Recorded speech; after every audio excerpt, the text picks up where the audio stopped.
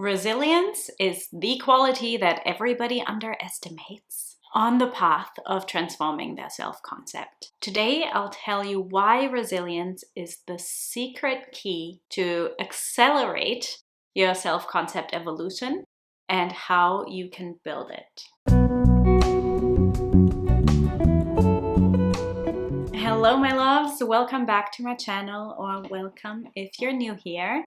My name is Lorena. I'm a somatic self-concept and identity coach, and I support you in bridging the gap between who you currently are or perceive yourself to be and who you desire to be or become. Today, we're going to dive into the importance of resilience. And first, I want to explore why you're probably underestimating the power of resilience when you're wanting to change your self-concept. First of all, we are hardwired to try and avoid discomfort. We constantly try to avoid pain, anything that's unpleasurable, anything that's uncomfortable. We want to stay in what's safe and familiar, even if it's not expansive. And because that's what humans are wired to be like, we want the fast and easy path into our evolution. We want to become who we want to be tomorrow, and we don't actually have the patience and the resilience to play the long game and to do it in a way where it's sustainable and where it's really integrated and embodied in your being. And I think that many people portray self-concept transformation as something almost too positive and too fluffy. And it is positive because you just evolve into this new version of yourself, and it's amazing and it's expansive and you feel so much more whole and so much more like yourself. But many people talk about it as if it was something that was easy peasy. It's portrayed as something almost dreamy, like it's easy to embody. You're just feeling into it, or you're just faking it till you make it, or you're just acting as if. And that just completely neglects the journey that's required of you to actually end up at that place, because the in-between is not comfortable. There's a lot of messaging that's around essentially spiritual bypassing, emotional bypassing, messaging of mindless affirming and just pushing through and just pretending and acting as if. And the problem with that is that you don't build the necessary capacity, you don't build the resilience that will actually enable you to transform your self-concept and sustain the transformation you experience. As much as I would love to tell you that it's quick and easy, it's just not. As much as it's rewarding, and I also want to keep things positive and most of all empowering, I also need to be real with you. This isn't sunshine and rainbows. It requires work, and you can't just imagine your way into a new life. Or to put it briefly, you can't avoid the discomfort that goes hand in hand with self-concept transformation. Let me know if you've been avoiding discomfort in any area of your life. Be honest with yourself. And just imagine how much resistance could dissolve if you embraced it. If you didn't let discomfort or resistance hold you back from going for the things you want, from taking action towards the things you want and need, from allowing your self-concept to evolve, from doing the deep work that you need to do, from investing the time and energy and money that's required so that you can receive and experience lasting results in your self-concept. Now, let's talk about why resilience even evolves your self-concept. Why is it so important, and why is it so potent and powerful? First of all, you're going to experience setbacks and challenges when you're actively working on evolving your self-concept, and kind of also in life in general. If you don't have the resilience and therefore the capacity to navigate that, then you will just stay in what's comfortable and in what's familiar, and you're not able to really expand into a new version of yourself. That's when you may either go in cycles, you may go back and forth, try to tap into something and go right back into your old state, or you might not even take action at all because the fear is just too big. The second reason is that it increases your nervous system capacity. It increases your capacity to be able to handle more of the good and the bad. You're able to handle more of the challenges, but when you're able to handle more of the challenges, you're also able to handle more of the things that you want to experience. Because you always need to be able to hold both sides, to experience or navigate the fear as much as the joy. Let's say you want more visibility or love, you want to be seen more.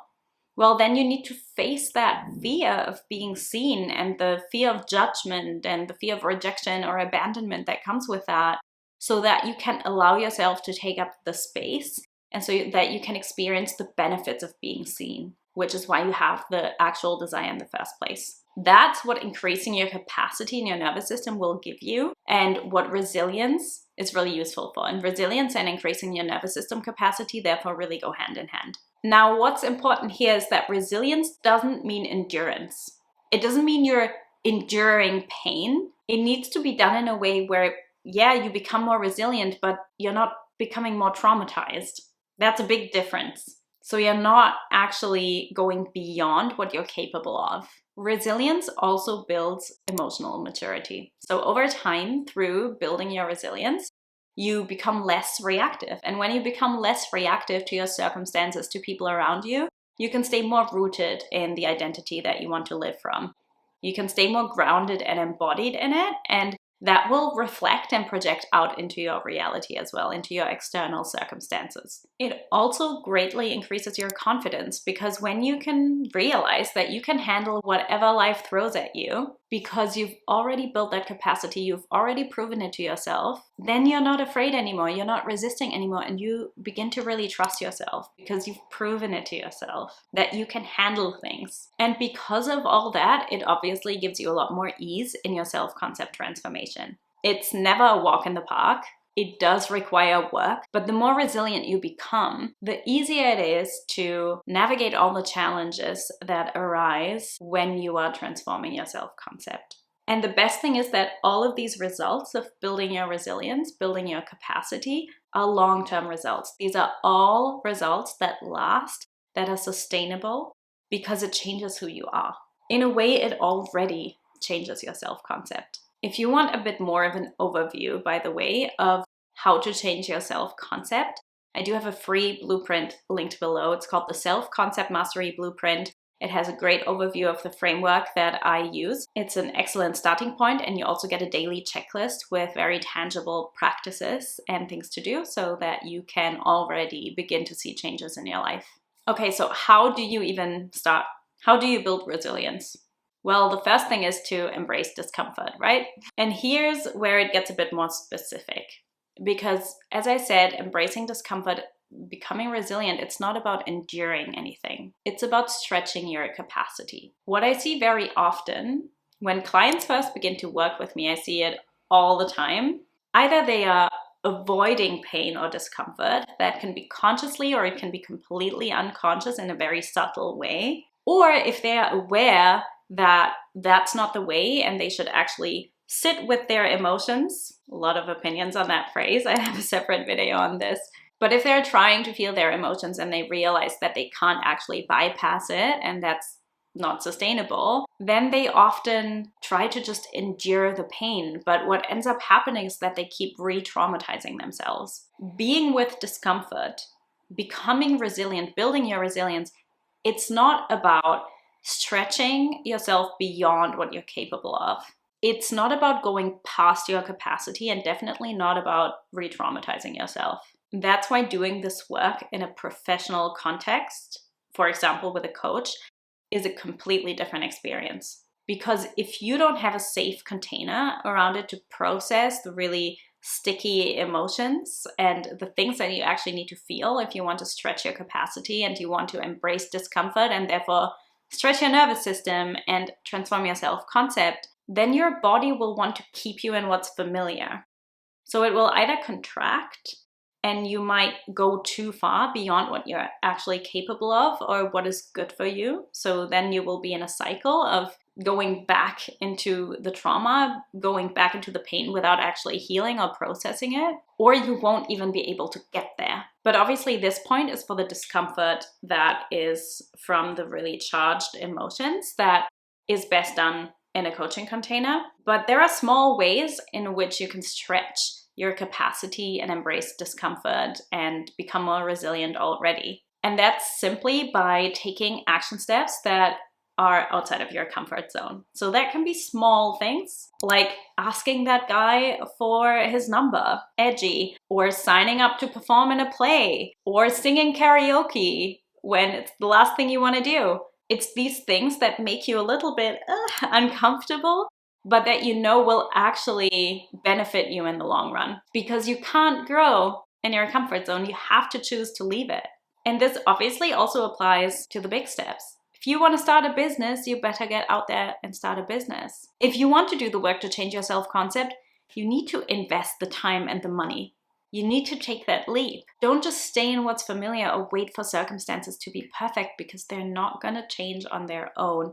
You are the one who has the power to do something about it. And if you always avoid challenges or stay in what's familiar, nothing will happen. Nothing will change. What also obviously builds your resilience is to learn to process the emotional charges. So learn to process the deeply buried emotions that you've probably been suppressing, the things that you really don't want to feel, even the ones that you don't have conscious access to. And lastly, begin to face challenges head on. If something happens in your life that challenges you, that activates you, that triggers you, look at it.